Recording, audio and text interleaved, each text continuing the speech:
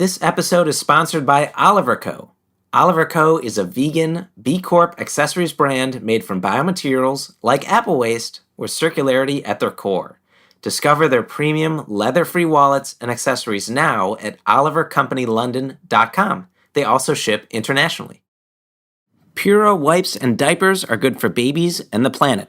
Totally chlorine-free with no fragrance, alcohol, or parabens. They're allergy-safe, use pure organic ingredients, and are made with less plastic and more sustainable materials. Best of all, they are affordable and effective. Pura is a British brand now available via Walmart.com and in select Walmart stores. For more info, visit us.mypura.com.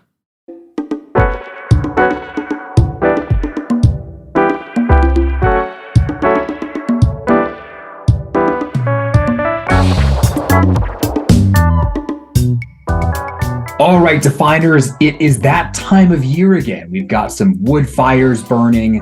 Perhaps there's a light snow outside. Starbucks has brought out their classic Christmas-themed cups. That's right. It is time for episode 79, our 2023 Holiday Hodge-Podge. Scott, can you believe that we're here? No, this year has flown by, and we've got a lot of various things to discuss with you. I think our usual stuff, year in review, articles. So I think it'll be interesting. And then we've got gift ideas, Jay. That's right. We've got a packed agenda for ourselves today. So let's go ahead and dive into our podcast year in review. And as we first start in this year of review, we need to introduce our very special guest for this episode, who in fact has been with us all year, but is finally making her very first episode appearance. Taylor Price, our research and operations director, thank you so much for joining us on this episode.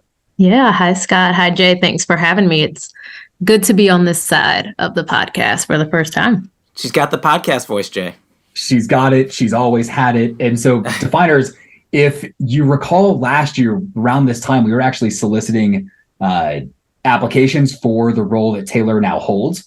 So we are actually excited to learn more about Taylor's role here at the podcast, what she does in her day job, and just more about her generally. So Taylor, why don't you tell us more about yourself? Yeah, for sure. Thanks for the introduction. So hi, everyone. Again, Taylor Price. So I am an environmentalist at heart. Have really been passionate about STEM careers in the STEM field really forever since I was a kid. I was that weird kid that wanted a microscope and a rock tumbler for Christmas way back in the day. So not much has changed there for sure. What's a rock tumbler? Oh, yeah. So it's kind of a machine that spins and you put like sand or other gritty material in it with rocks that you find, and it shines them and polishes them up. Okay. So you have pretty rocks at the end. But what 8-year-old me didn't know is that it takes weeks and weeks and weeks for that to actually happen. So it was not as exciting. It did. But it did. It did. Nice. And so Taylor, tell us about your day job that I know is really pretty awesome. Yeah. So I am a senior manager for global sustainability for a packaging company called Aptar Group Incorporated. It's a global packaging company where we do all kinds of different things, but a lot of our focus is on consumer product dispensing as well as drug delivery dispensing solutions. So lots of products that are in your home and in your everyday life for sure.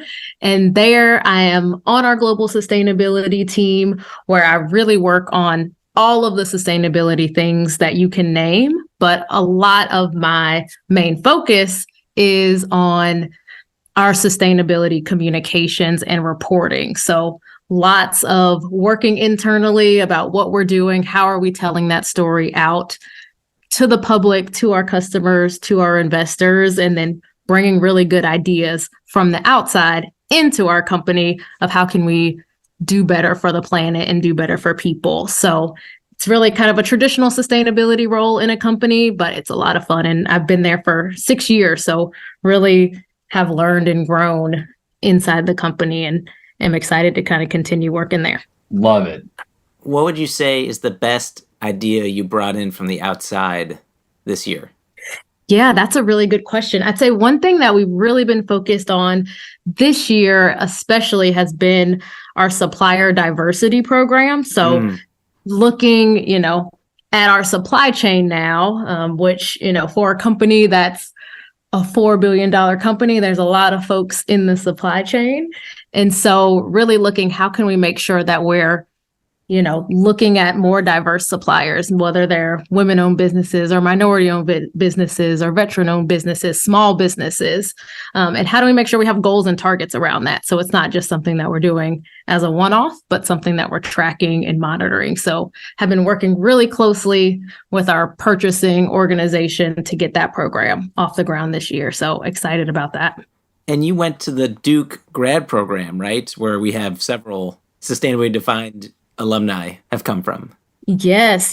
So went into the Nicholas School of the Environment at Duke University and got my master's in environmental management in 2018. And I would say just that program alone, there's a lot of sustainability defined listeners. So some good kudos to you guys there. Love it. Well, we are recording this around Thanksgiving, and I just want to say how thankful we are to you that you help us put on this show. I feel like a lot of if people like the intro notes as of late, then you have Taylor to thank. Yes. So, yes. Cheers to that, Taylor. Again, huge amount of gratitude to you. All right. So let's keep moving with our podcast year in review. And as we always do, let's focus on perhaps our favorite podcast episodes from this year. So Scott, would you like to lead us off? Yes. So one episode I really liked that we did, Jay and Taylor, was biodiversity. I think the part of this episode that really hit home for me is when we noted that climate scientist Katherine Hayhoe, she said that she believes climate change presents a near-term threat to the future of human civilization, while the biodiversity crisis presents a longer-term threat to the viability of the human species. I mean, I was like, okay, I get it. Climate change, more near-term, that's what everyone's been talking about. But this biodiversity thing is just hanging out there and can really impact us as well in the long term. And then some serious stats in there, Jay. So half of the world's GDP is dependent on natural resources. So that means $44 trillion in economic value across the globe relies on nature and its interconnectedness, and we're messing with that. And then the most recent World Wildlife Fund Living Planet report, published in the fall of 2022, it shockingly noted that on average, there has been a 69% drop in monitored global vertebrate wildlife populations since 1970. And that's like just a shocking drop there. Not only that, in Latin America and the Caribbean, the abundance of wildlife has fallen 94% since 1970. That's just absurd. And shows you not only the drop, but how much was there yes. to begin with back in 1970. So biodiversity. And then the other one that really stood out to me was invasive species. I thought Lee, super fun interview, really knew her stuff. We put her on the spot several times, Jay, where we said, can you give us an example of an invasive species that had changed its name? And she had one ready to go. We asked her why murder hornets would make a good pet, and she knew that too. And I think she said because they die in a year. So, okay, touche. And then notable stats there, UN 2023 report, invasive species have been a major factor in 60% of all recorded animal and plant extinctions. And that report also found that invasive species cost us more than $423 billion a year, and that cost of invasive species has quadrupled each decade since 1970. All right, Jay, go ahead. What are your favorite episodes from the past year? Okay, Scott, you've got some good ones. I am going to go with our episode on rare earths.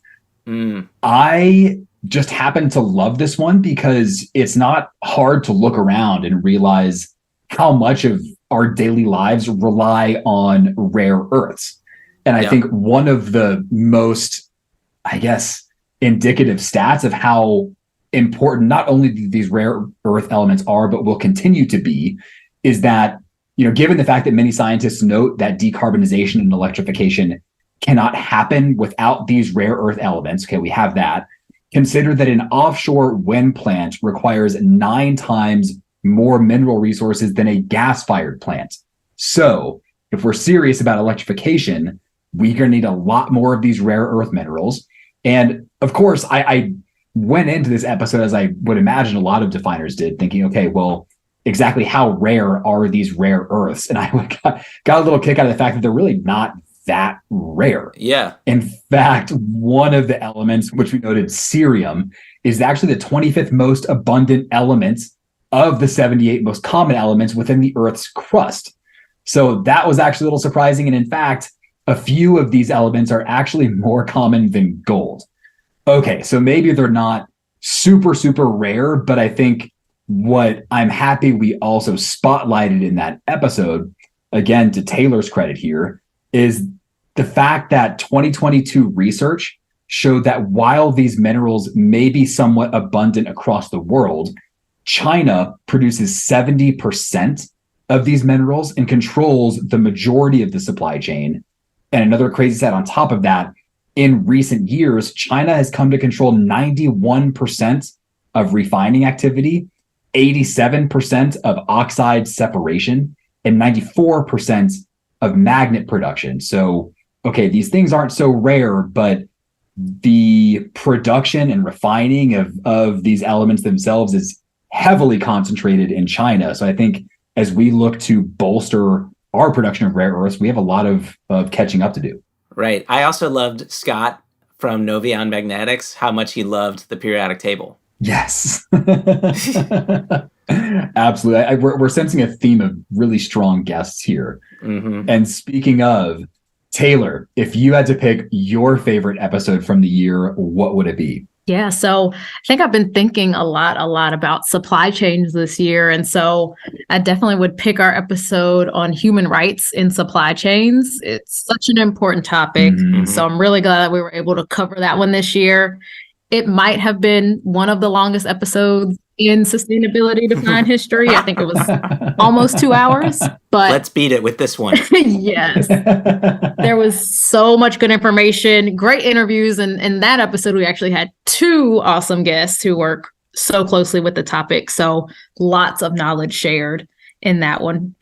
We broke down the landscape of global supply chains and the interconnectedness of human rights across the globe, and specifically around those common human rights abuses. So unsafe working conditions, forced labor, low wages, child labor. It's a lot to digest in that episode, but I think it was such a needed topic. And it's always nice when we can do some of the social aspects of sustainability as well as the environmental ones. Totally, because Taylor, a lot of the abuses that you're talking about that we highlighted in an episode, so often you as the consumer just don't see. They are just so far removed from your experience with whatever that product or service is. I think to your point, I'm also very happy that we were able to shine the light on that. Yes, definitely. And I think, going along those lines, one of the really interesting statistics from that one were that a lot of the forced labor in supply chains are found within the raw material sourcing. So like agriculture and manufacturing and construction. And actually 13% we highlighted in that episode of all of the adult forced labor actually occurs in the agriculture sector. Lots of people that are unfortunately being forced to harvest fruits or vegetables, maybe all day in the hot sun, little to no breaks. Migrant workers could be trapped on boats for weeks at a time. So that really makes you think a lot, especially about the food that you eat, but also, those raw materials are going into the products that we're using every day. And even, from different perspectives, working, in a company that we're not necessarily putting together those final products, but we're working with all of those different suppliers and really wondering where all of that comes from. Absolutely. And then, Jay, do you remember, or Taylor, maybe you do, Alex Silverman had several good party facts at the end of the episode. Didn't he say 1 in 50 people in the world are child laborers? Was it 1 in 50? You know what I'm talking about? Scott, I think that's right, actually. And that was, again, one of those gut punch party facts that come across. And yeah. Okay, so if that is our podcast year in review, let's transition and give some personal, professional updates, and then perhaps hear a little bit more about Taylor and what she's up to. So, Scott, why don't you keep us rolling? How has your year been? Well, Jay, you're not the only one that can get engaged, okay? And get married. So, just trying to keep up with you and Anna. Yes, got engaged, proposed in late July amid the sunflower fields at McKee Bashir's Wildlife Management Area in Maryland. If any of you are in DC, haven't been there, definitely worth going.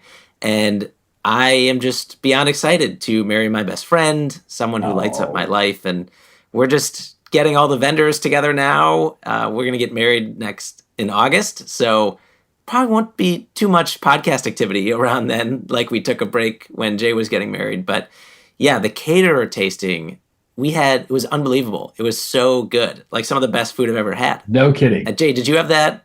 No, you had the pizza. We had the pizza truck, and my this is a pizza truck that's not like typically a wedding caterer. So Yeah. we went to go try them when they were like cooking for like some random like family in some random neighborhood, cooking some pizza for their neighbors and like a little block party. So we just crashed this block party and tried it, but it was fantastic. But anyways, keep going. So yes, when I get married in August, I'm sure that I'll be sharing all the sustainability aspects of our wedding. Like, for instance, we're getting married in a LEED Platinum building. We're going to compost all the food. So we'll get into all that when the wedding takes place. Love it. I'm excited to follow along your planning process, Scott, because I remember as we were going through it, just how wasteful that industry can be is like apparent at almost every turn. So it sounds like you've already got a phenomenal start to it, but I'll be curious to hear how that experience continues as the date gets closer. Yeah, I mean, our sustainable weddings episode helps. I mean, we interviewed she specializes in flowers, and we're using someone who only uses local flowers in season, only within like 50 miles she sources from, something like that. So excellent. Awesome. And then in my day job, Can Manufacturers Institute. So work for a trade association. They represent the people that make metal cans. And most of my time has been spent pushing for recycling refunds. Some of you might live in a state or a country where when you buy a beverage container, you pay a deposit, like 5 cents, 10 cents, and then you get that back when you return it. Places that have a deposit, probably won't be surprised to learn, much higher recycling rates. Like in the United States, the average recycling rate for an aluminum beverage can sold with a deposit is 77%, whereas aluminum beverage cans sold without one are 36%. So we want to see this in more states. The main states we're pushing for in Illinois and Minnesota. It's been fun to engage stakeholders, to get in the weeds on bill language. So if you're in those states, I hope you'll support it when it gets introduced in 2024. Washington State is also going to have such a bill. We're involved there too. So that's some of the policy work. But also, I had a lot of fun attending Mardi Gras for work. I have a rough job. Yes. I know. And some of you might remember, I lived there and I saw how wasteful it was. And then I met people while I was there, and we started this there were some people doing recycling there, but we made it even bigger and better. And we set up collection points along the parade route, and we got out there and engaged people with like backpacks where people could put their cans right in there, and oversized shopping carts. And then we also doubled the payout at the local metal recycling facility that's downtown. So between the cans we collected from the parade goers and the cans brought to the metal recycler, we collected more than 150,000 aluminum beverage cans. Wow. A third of those were along the parade route. 2/3 of those were at the metal recycler, where we did double the payout. So that helped motivate people. And I was interviewed on a morning news show, like the local NBC affiliate. So never done anything like that before, but that was fun. Amazing. And Scott, I have to imagine that your appearance on air on live TV is as fantastic as it is over the podcast airwaves. Well, people listening don't hear all the starts and stops, and we get it edited out. But yeah, it was a little nerve-wracking because it was live. So yeah, and just so I have this mental image correct. Like, are you collecting cans like in the midst of Mardi Gras? So yes. There's just like just shenanigans happening all around you. Well, Mardi Gras, that is like a misconception. It's not like it's all like people flashing each other like crazy drunk along the whole parade route. Like, it's a long parade route. It's multiple days. We were actually only doing it on the weekend during the daytime because it is less crazy and rowdy. And also the portion of the parade route that we were focused this past year, a little bit more family friendly, people that actually live in New Orleans. But we are expanding it this year. If anyone's going, you'll have to get involved. It's called Recycle Dat. So DAT. Love Recycle it. Dat. Love it. And then the other cool thing that we did this year is we started the Million Cans Recycling Challenge with Scrap University Kids. So Scrap University Kids, they have this book called The Girl Who Recycled a Million Cans. She goes around collecting a million cans because she wants enough money to buy a unicorn. Yes. And we give every second or third grader at the 9 schools we have involved in this challenge that book. And then we encourage them to collect aluminum beverage cans from their community. And these are typically schools where they don't have any recycling at curbside or they just have drop off.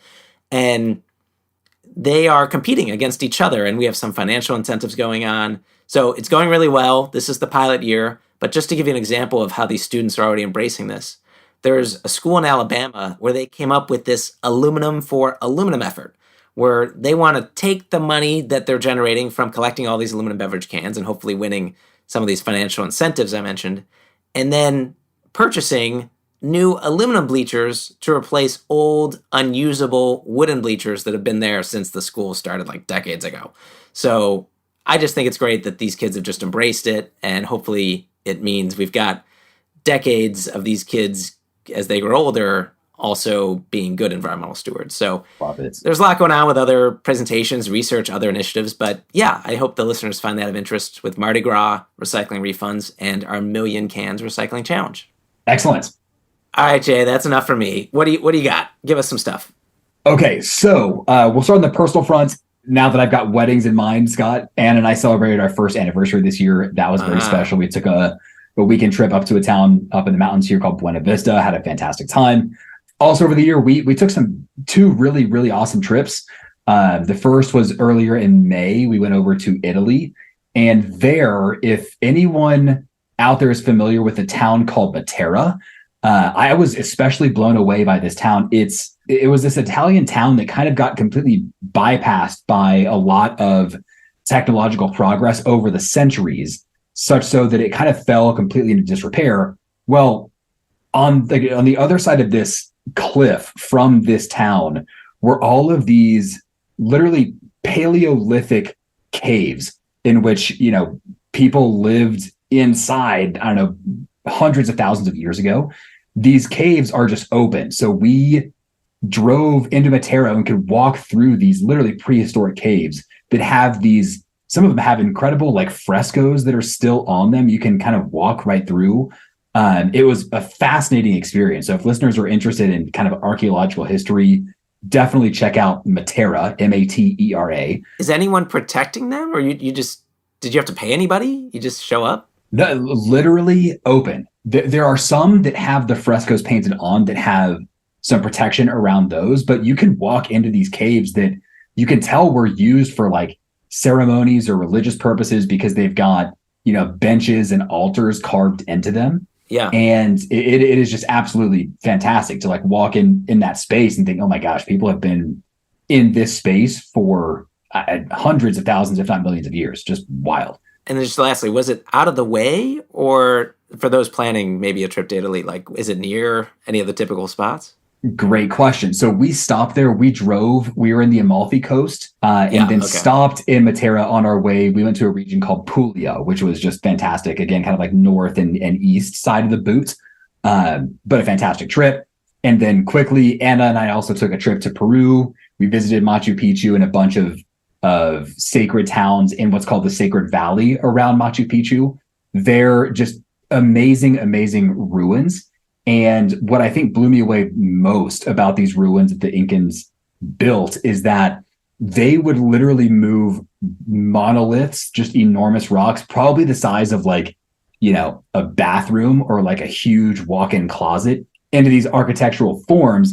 And they would literally sand these rocks down such that they fit so perfectly together that you couldn't even slide a piece of paper through them. It was just absolutely mind-boggling, myself kind of being in this construction industry. So really, really awesome trip down to South America there. On the professional side, again, so I work for Equity Residential. We are a publicly traded real estate investment trust. I am on the development team where we are looking to source new development projects, monitor deals that are under construction. And then I've also got a toehold into some sustainability efforts that we've got at the company as well. Generally speaking, this year has been a challenging environment to source new deals. So it's been a really interesting learning process for me, I think, as I'm learning about how all of these macroeconomic forces, namely interest rate movements, have real world implications for what the real estate market looks like. So we're still being patient. It's kind of led to an environment that's tough to source new deals, as I mentioned, but we're being patient, looking for new ones. We have 5 projects now that are under construction that are going to start leasing up here early next year. And I believe all of our deals, we've got EV chargers going in. And in fact, I think in some of them, we're trying to increase the number of EV chargers because we're sensing that demand is so high from prospective tenants.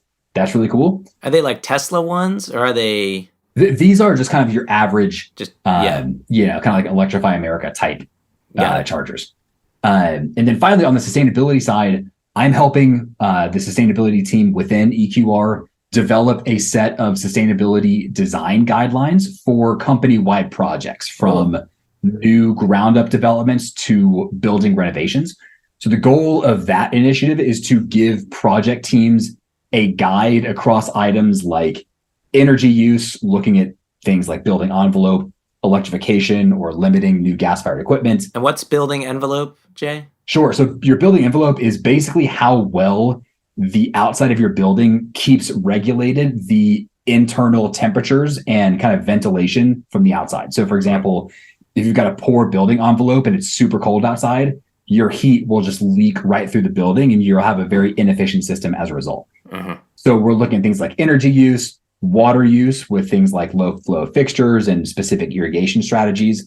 And then some of these wellness factors as well, like making sure ventilation is, as strong as it can be for resident health. And then making sure that acoustics also are good so that you're not necessarily hearing all your neighbors doing all their jumping jacks and whatever they're doing in the floor above you. And you can record podcasts. That is exactly right. And actually, Taylor, it was funny to hear you mention your supplier diversity initiative.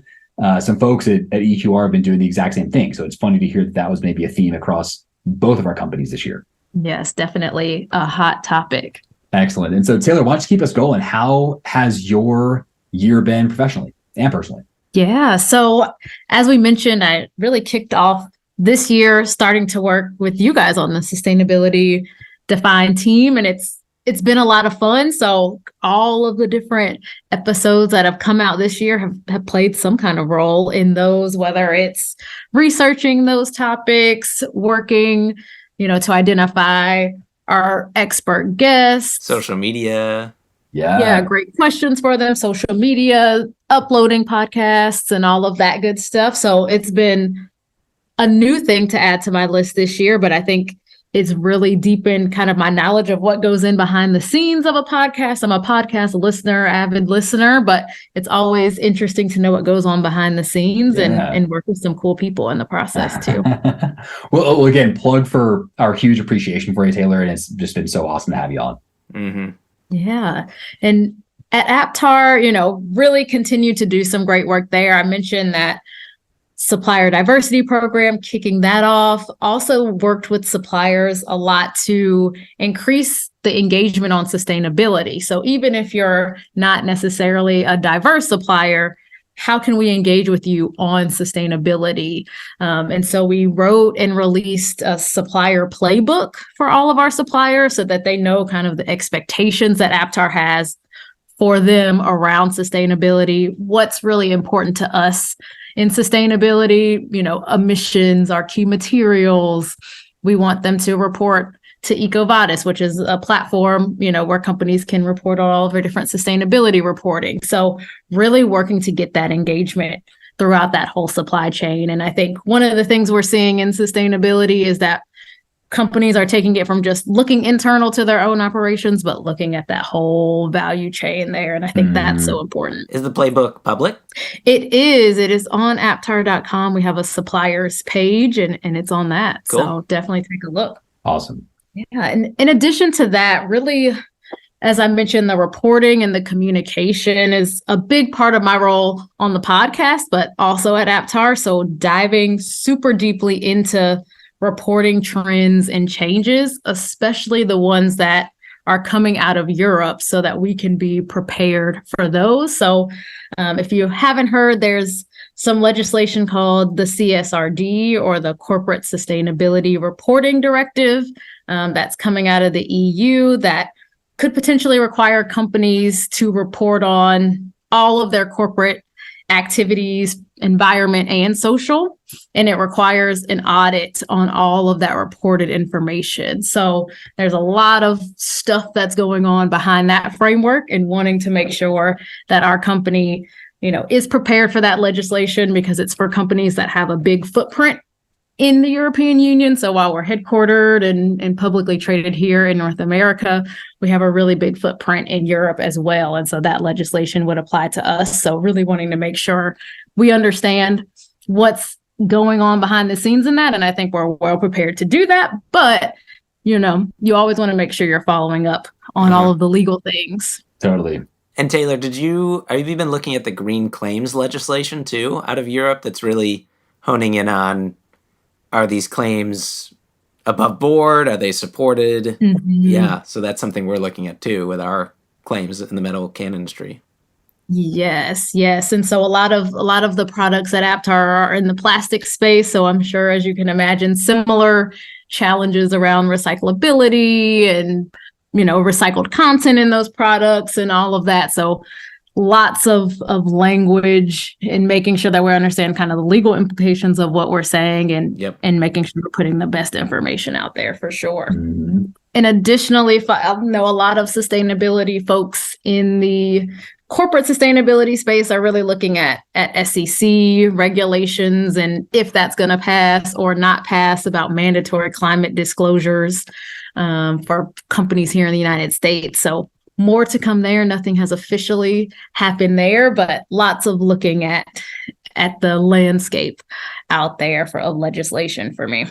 No shortage of things to monitor, I'm sure. Mm-hmm. Yes, definitely not. Lots going on. And, looking a little bit locally, I've also been getting really involved in my local North Carolina community. So doing a leadership program that's focused on the Triangle region of North Carolina. So that's Raleigh, Durham, and Chapel Hill, kind of 3 cities together are the Triangle here in North Carolina. But bringing together kind of different leaders from different segments to really bring together all of those separate communities into one community with all of the different leaders there. So have been working on that program throughout the fall, and actually will graduate from that program in early December. So looking forward to that and joining a cohort of other leaders in this area. Nice.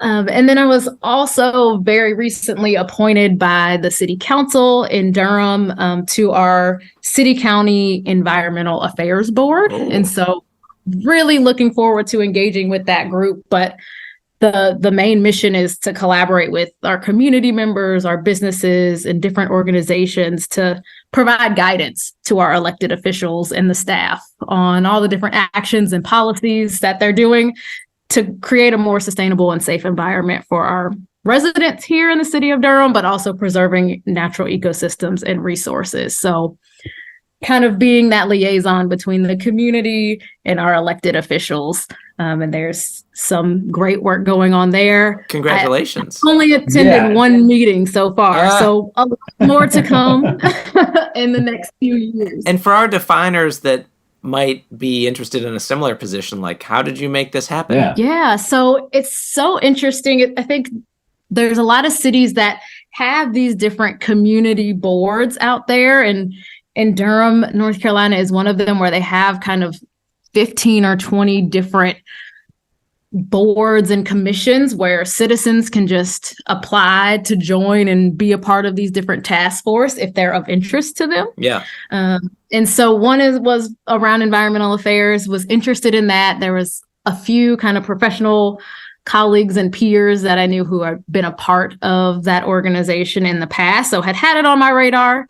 And applied, and it takes a while because of the, people don't roll off of these things as fast as you want them to. You want everyone to get their full 3 years. And so kind of apply, and then our city council votes on them. So may vary depending on where you are, but a cool opportunity to get involved in the local politics and kind of be a liaison between your community. Very cool. Really awesome. So Taylor, that's a heck of a lineup for your professional goings on this year, but how about some fun personal stuff you're able to do this year? Yeah, so I think a couple of really fun trips as well. So was able to make it back to the happiest place on earth and went to Disney World earlier this year. And that's a huge city in and of its own. It was fun to go and be a Disney adult, not be a kid. It's been a long time since I've been. So fun to see that again as an adult. And I think one of the most memorable places that I went was able to visit the Navajo Nation, which a lot of people probably don't think to visit, even though it's here right in the United States. It actually occupies the portions of northern or northeastern Arizona, New Mexico, Utah. It's actually the largest land area that's held by a Native American tribe in the United States, and it's bigger than 10 of the states here in the United States. So it's something that I don't think you really realize how big it is until you're there. But it was a beautiful place to visit. We had an awesome guide who's indigenous to the Navajo Nation, Donovan Hanley. He was great, showed us all around. We were able to hike in Canyon de Chelly with local Native guides, and it had some of the most amazing views, I think very similar to the ones you spoke of, Jay. People used to live here, and now they're still beautiful and preserved and getting a lot of that great history. And did you stay overnight, in Navajo Nation? Yeah, so we did. So it's interesting because they have a little bit of everything, kind of like general America. So they have their own hotels and campsites and restaurants. And so we were able to stay there for 3 or 4 days, which was awesome. So if you don't think that's a great place to vacation, especially if you're interested in nature and the outdoors, maybe that's something to consider. Got it. All right. So we have looked at our podcast year in review. We've got our professional and personal achievements over the last year checked off as well.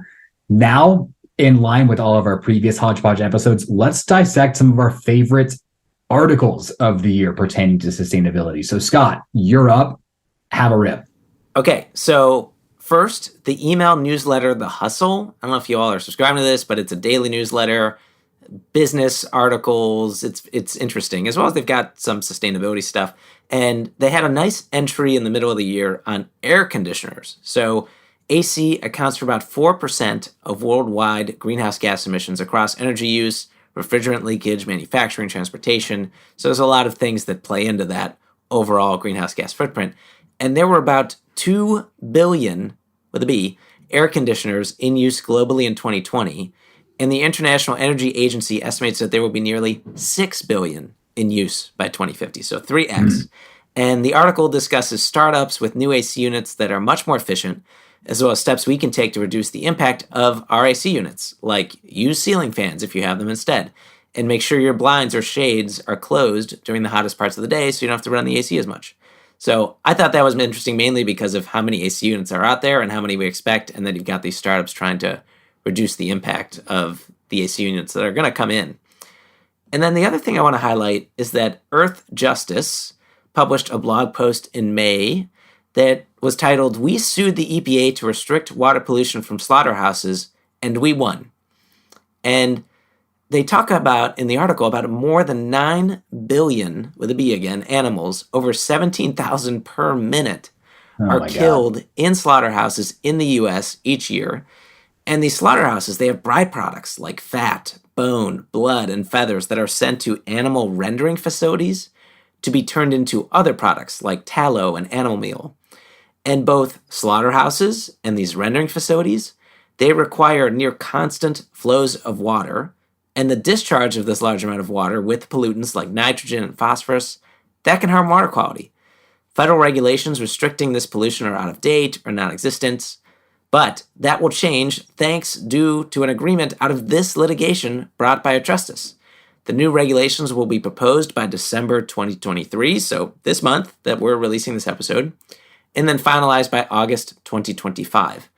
Of the more than 7,000 slaughterhouses and rendering facilities in the U.S., many are in low-income communities, communities of color, and under-resourced or overburdened communities, raising environmental justice concerns. You've got water quality, EJ, just the morality of killing all these animals. I thought this article really hit me. 17,000 per minute is something that I think I'm going to have a hard time forgetting. But no, Scott, those are some really fascinating ones. I think The two that I would share, ironically, the first is basically anything but an article.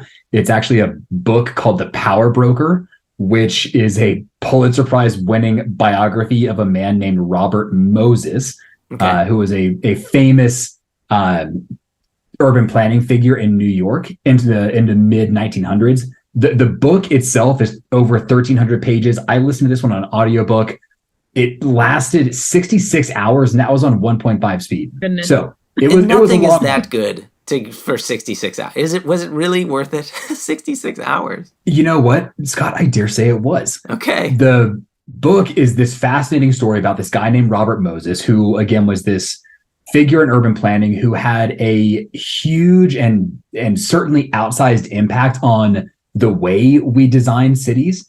In many ways, per his doing, oriented around the car. So, I think you think about all these sprawling cities that are built chiefly around the car. I think Robert Moses, kind of set that in motion. And really, now being in this field of real estate development and urban planning, I would say that our approach towards urban development is still recovering from the path that Robert Moses paved. No pun intended.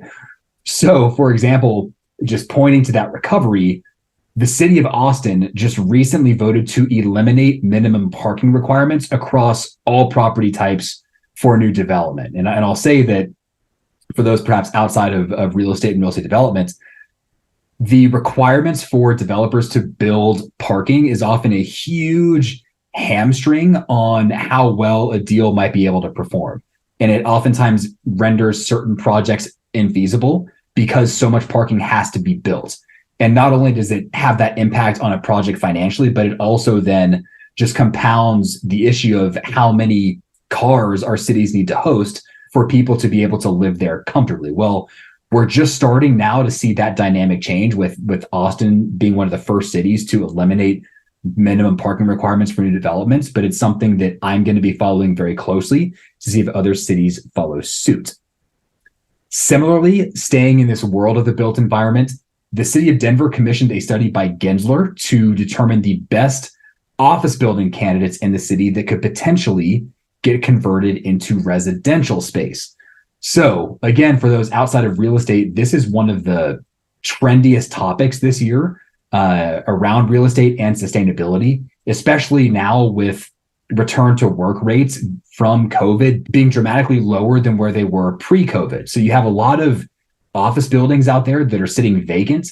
And a lot of folks are wondering, well, is there a higher and better use for these office buildings? Well, here comes Gensler. They've kind of developed an algorithm that they actually came to EQR and introduced to try to determine which buildings might be best suited to convert from an office space, take better advantage of infrastructure that's already there, and also at the same time increase the housing supply, which nationwide is known to be far, far too low.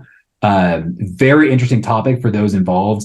Ironically enough, it picked my current office building downtown as one of the best candidates to be converted to residential. I hope that doesn't happen because I really like my desk. But fascinating topic in real estate and one with some real sustainability undertones. So encourage folks that are interested to stay tuned. And Jay, there was a 99% Invisible episode podcast on this exact topic for those that are interested as well. I didn't know that, Scott. I will take a look. Yeah, I need to check that one out. Yeah. Excellent. So Taylor, how about your favorites from the year? Yeah, so the first one for me is actually from one of my favorite environmental journalists. Her name is Rachel Ramirez. She works for CNN now, but she's actually the founder of the Asian American she's a co-founder of the Asian American Journalists Association and the Pacific Islander Task Force specifically, and a member of the Uproot Project, which I know you all have talked about on the show before. So a network for environmental journalists of color. But one of her articles that was actually published on National Margarita Day back in February was titled that the climate crisis may be coming for your margarita next. And so super interesting, but scientists from around the world have, of course, made it clear that climate change is fueling a lot of water shortages, and that's going to put a lot of pressure on our food production. And so wine and spirits, which I know we like to enjoy, they're not spared from that. either. So a study found that the climate crisis, as well as overgrazing from cattle ranching and other human activities, could disrupt the distribution and cultivation of agave, which is the main ingredient in tequila and sadly our margaritas as well. So man, not great news there. If that doesn't capture people's attention, I don't know what will. I know. And the beer lovers are not safe either, because hops, which are another big input into the beers. She published another article actually a few months ago that the climate crisis is also coming for our hoppy beer as well. So nothing is safe from the climate crisis. And this last one that I'll do here, I think it's a fun one, but there's a youth group out there that is actually putting social justice spin and an environmental spin on the Dungeons and Dragons game. And so this one was not an article either. It was actually a video clip from CBS Weekend News, but a lot of people may kind of geek out and nerd out about Dungeons and Dragons. And although I'm not one of them, I know that that's something that's pretty popular. But a California climate organization with a focus on young people really put a spin on this.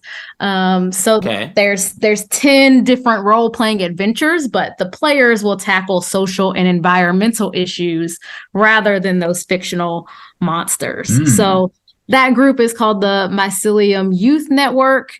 And they're working with kids of all ages, elementary school through high school, to play through that game so that they can address climate issues and a little bit of fantasy as well. They call it the Gaming for Justice Initiative. So hopefully this can kind of spur some real life solutions for those climate and social problems that we're seeing, but it can also be an outlet. I know we say a lot of our younger folks have that climate anxiety. And so maybe through this kind of creative play and fantasy, they can create their own past.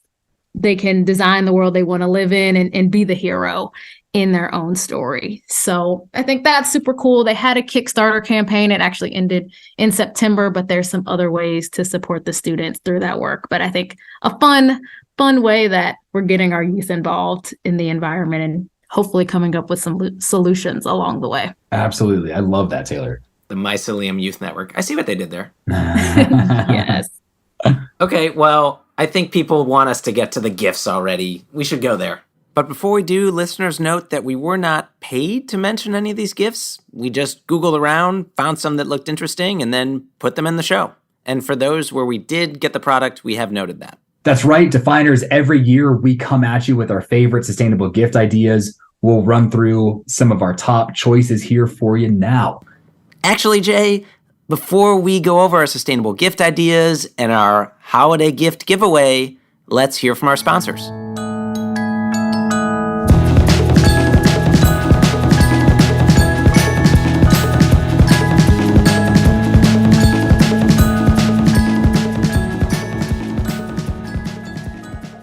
Oliver Co. is a vegan B Corp accessories brand with the single aim of creating beautiful everyday items that cause as little environmental impact as possible. Using biomaterials like apple waste and tea waste launching in 2024, Oliver Co. is dedicated to connecting the latest in material technology with an endless obsession for detail. Voted one of B Corp's best for the world for the environment in 2022, they ship internationally and are offering our listeners 15% off their order with code DEFINED15. That is defined, DEFINED 15. Oliver Co. responsibly made items that become an extension of who you are. Check them out now at olivercompanylondon.com.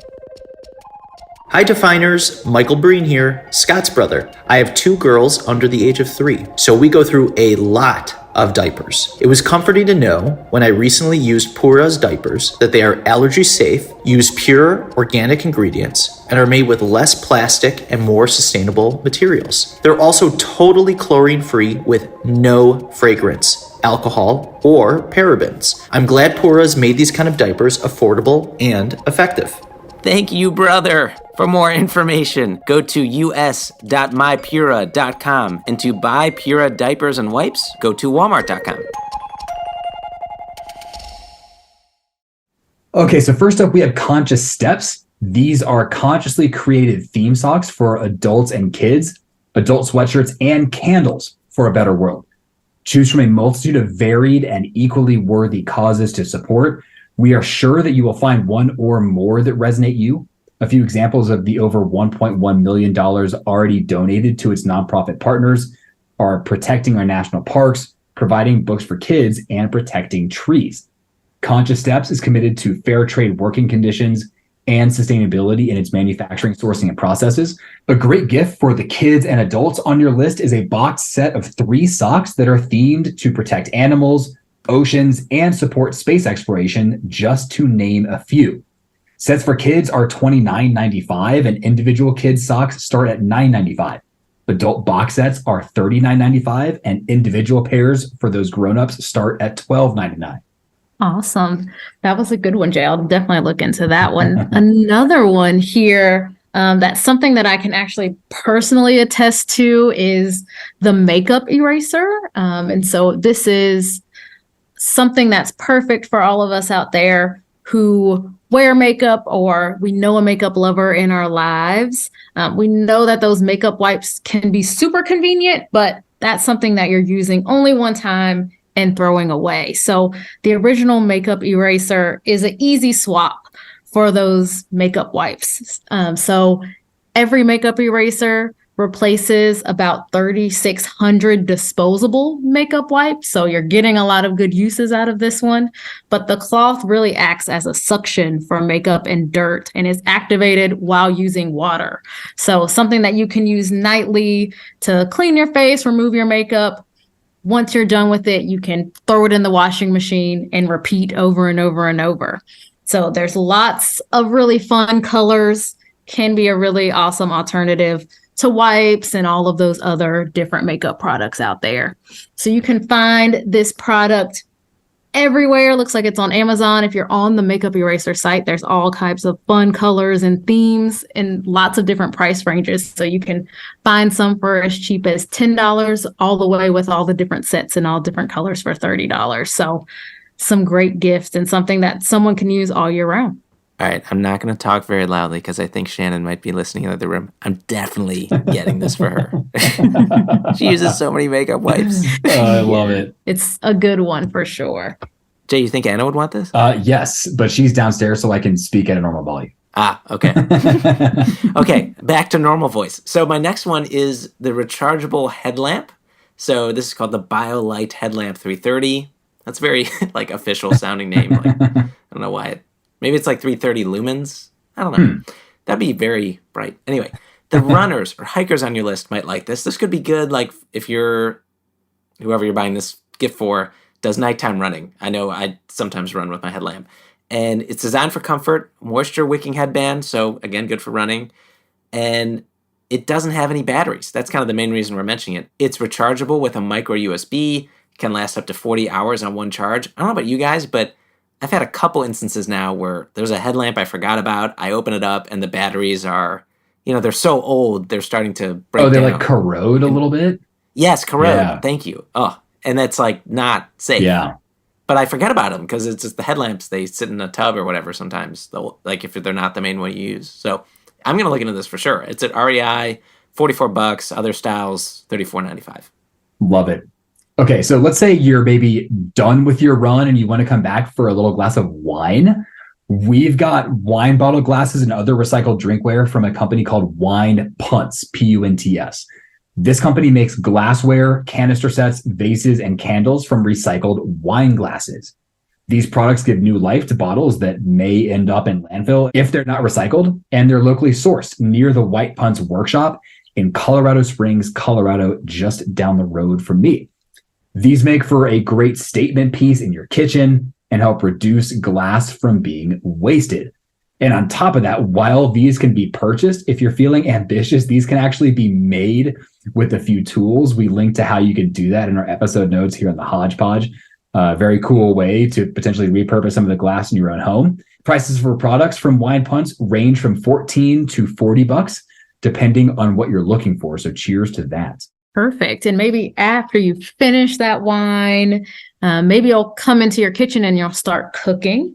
This is a wonderful evening we're shaping up here. Yeah. Yes. We've all got our headlamps Right. on. We'll shower later. It's fine.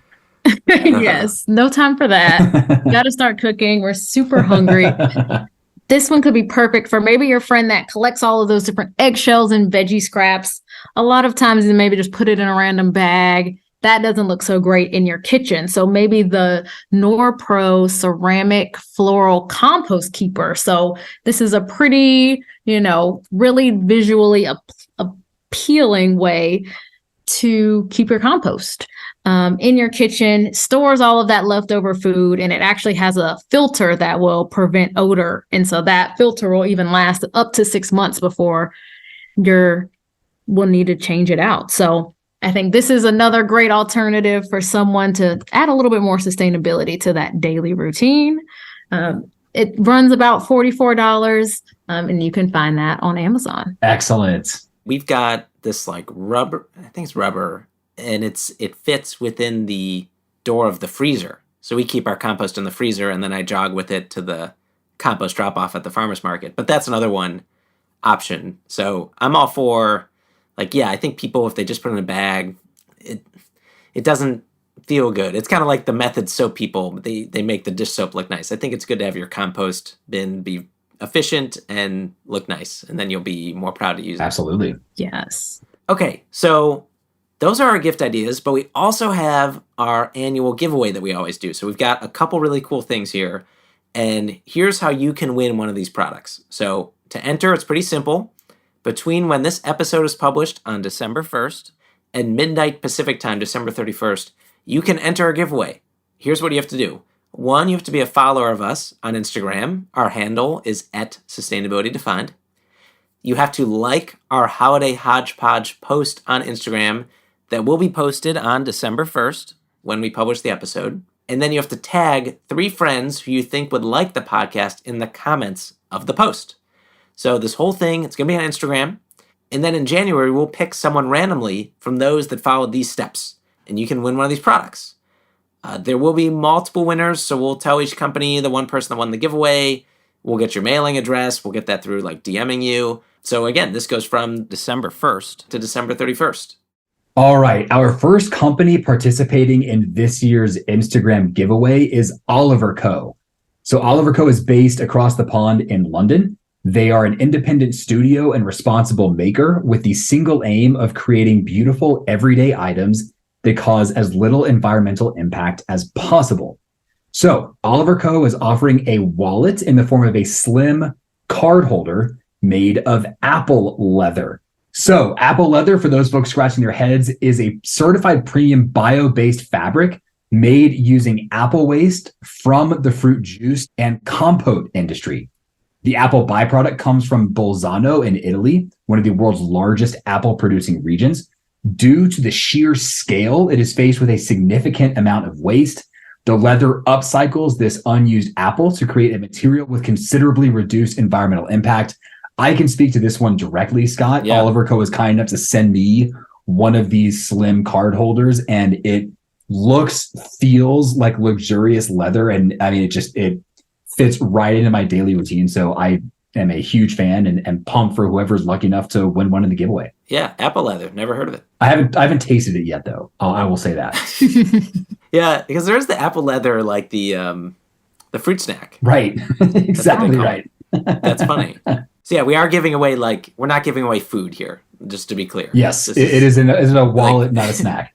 Yeah. Okay. Perfect. So the next one, similar in the giveaway, something you can wear and be fashionable. It's a base layer t-shirt or, an underlayer from Paca Apparel.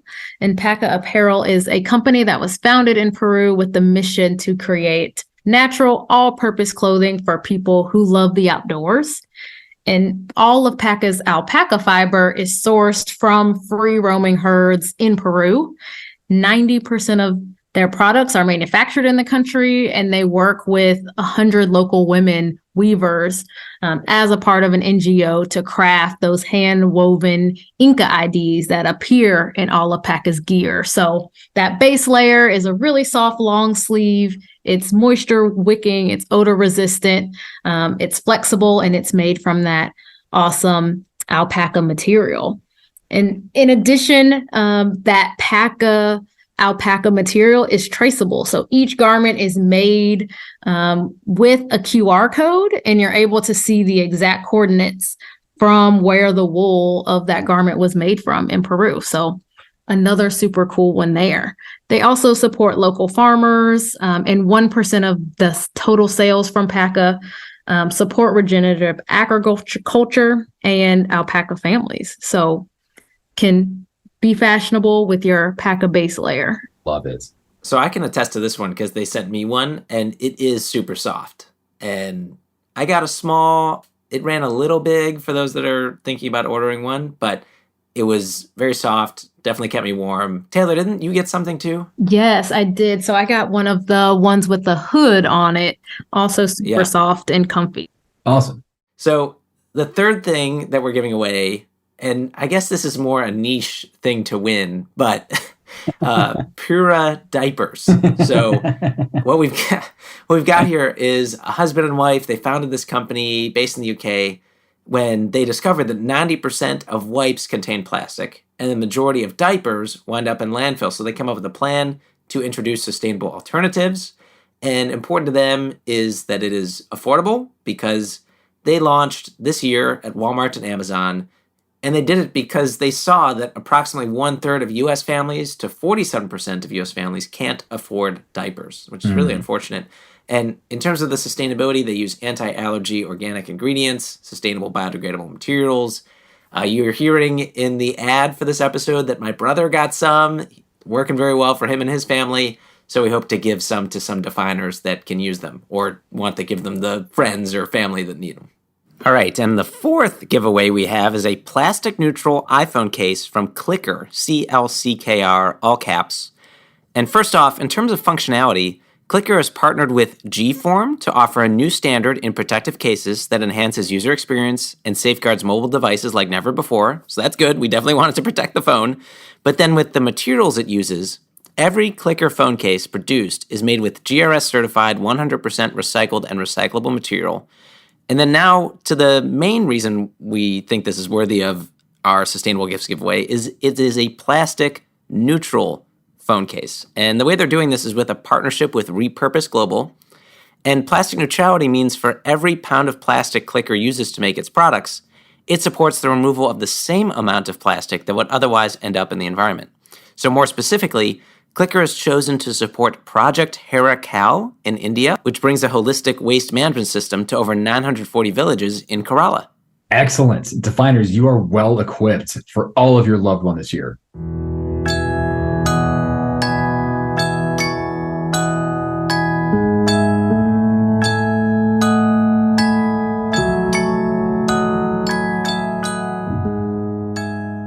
All right, folks, and with that, I think we're about to draw our Hodgepodge episode to a close. So as we typically do, we want to list off the folks that we have to thank for supporting not only this particular episode, but the show at large over this entire year. So Taylor, first and foremost, thank you. As we've mentioned earlier on, you have made an immediate and just fantastic impact on the show. And I know for a fact that is reflected in the quality of our intro notes and our episodes in their entirety. So thank you sincerely. We also want to thank Keaton Butler for all of the audio editing she does to make our episodes sound as good as they do.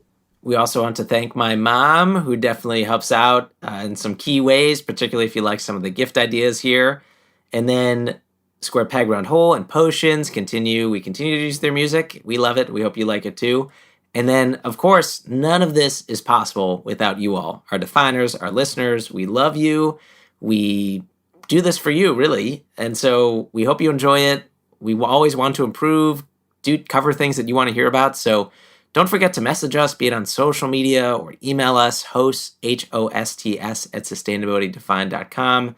And speaking of thanking our listeners, we want to extend a particular thank you to someone who wrote us a review on Apple Podcasts, and now we're going to read it. So it's from Andio1997. They left this on November 7th, and it's 5 stars. They say, Sustainability Defined is an enlightening and engaging podcast that brilliantly tackles the complexities of sustainability. Each episode is a treasure trove of insights offering deep dives into environmental topics that matter. Scott and Jay's passion is infectious, making even the most intricate subjects accessible and interesting. This is a must-listen for anyone looking to make a positive impact on our planet. NDO 1997. Oh, man. So good. Sending us out on a strong note.